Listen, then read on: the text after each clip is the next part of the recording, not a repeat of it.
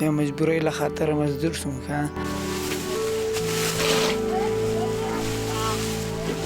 پلار مې هم خفه و مور مې هم خفه و یاره واته کلن به یم شاوخوا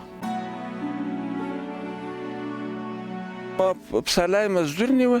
راغی خپله راته راغی ویل زه مې دا زوی در سره کوم ملکه سیده دی موږ نو کار د دهقانۍ هم ده کله کله وینې ګیلاس میلاس هم ساتي او د کومه شپه اوبه هم لګوي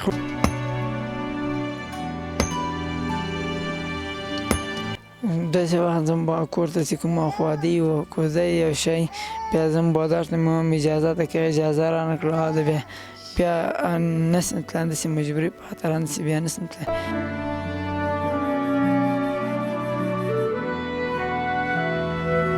چې بیخي په خدای که ما ډوډۍ خوړلي په هغه ورځ باندې چې دی ما کارګر کړی و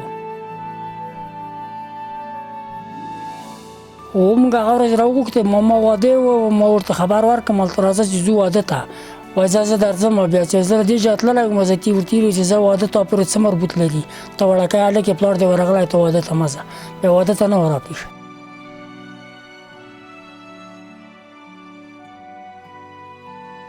ډېر خفه کېږم